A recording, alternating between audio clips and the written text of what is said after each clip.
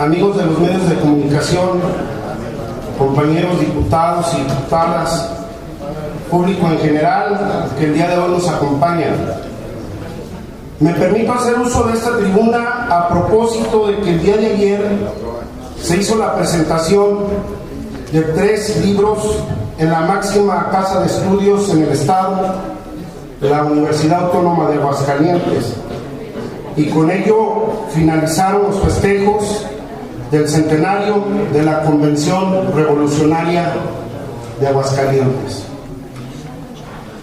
Hace poco más de 100 años, un 10 de octubre de 1914, a las 10 de la mañana, en el Teatro Morelos, entre balazos y el bullicio generalizado de la población, inició la soberana Convención Revolucionaria de Aguascalientes. La soberana Convención Revolucionaria de Aguascalientes es una de las etapas más importantes de la historia de México. En el recinto de nuestro histórico Teatro Morelos, en el mes de octubre de 1914, prevaleció la voluntad de diálogo y entendimiento entre las distintas fuerzas revolucionarias que, a pesar de sus grandes diferencias, intentaron lograr acuerdos fundamentales sobre los graves problemas de la nación.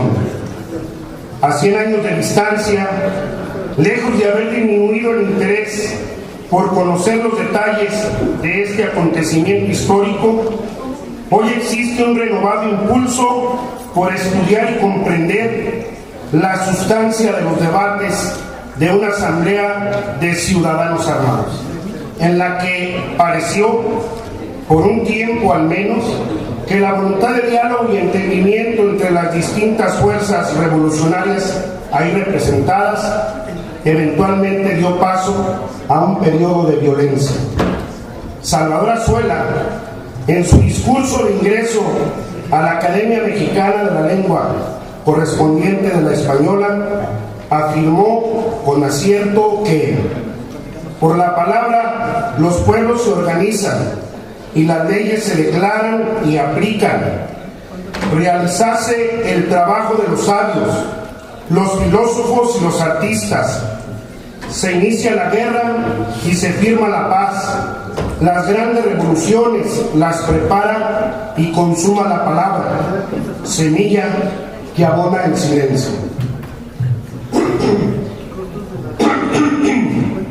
En esas pocas líneas, Azuela dio la pauta para comprender el significado y la trascendencia de la soberana Convención Revolucionaria de Aguascalientes de 1914, que fue, en su momento, uno de los intentos más logrados de conferir una especial dignidad a la palabra como elemento fundamental de comunicación y entendimiento entre los seres humanos.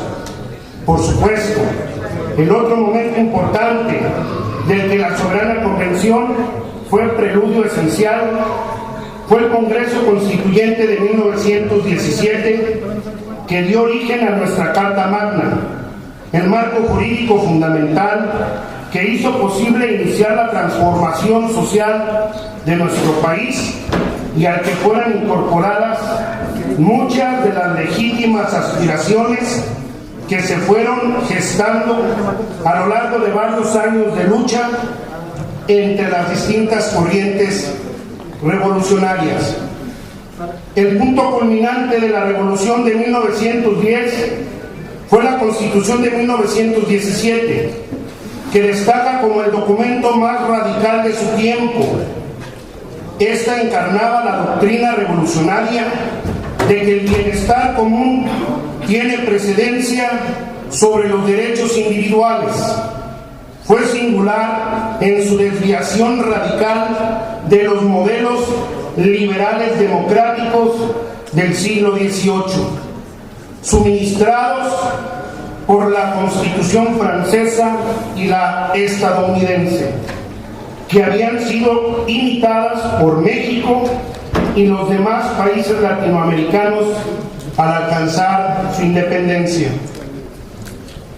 Algunos de sus artículos sobresalientes fueron: el tercero, que otorgaba el derecho a la educación preescolar, primaria, secundaria y laica a todos los mexicanos; el 25, que otorgaba al Estado la rectoría del derecho del desarrollo nacional; el 27, que enunciaba una doctrina revolucionaria sobre la propiedad de las tierras y aguas de la nación; el 123, que se convirtió en la nueva Carta de los Derechos de los Trabajadores; y el 130, que refrendó las leyes de reforma de la década de 1850.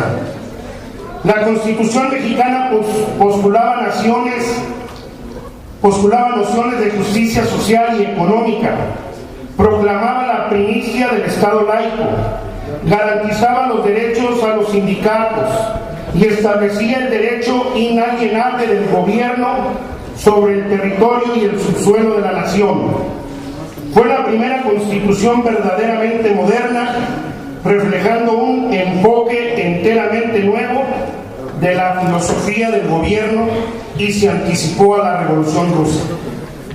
A partir de 1920 terminó la etapa armada de la Revolución, y desde aquel año hasta 1940 comenzó en México la era de la reconstrucción y las instituciones, que fueron consolidándose y modernizándose en el curso del resto del siglo XX y aún hoy en el siglo XXI.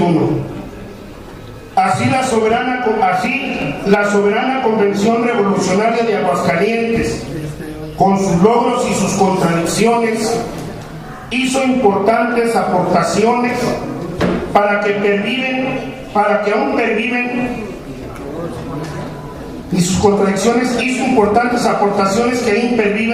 en la compleja historia de México. El desafío de hoy en día, como dijo Jesús Reyes Heroles, es que para que no medie la política de la fuerza, hagamos que impere la fuerza de la política. Y añadió, al referirse al proceso institucionalizador de la Revolución Mexicana, que no debe haber miedo a las nuevas ideas.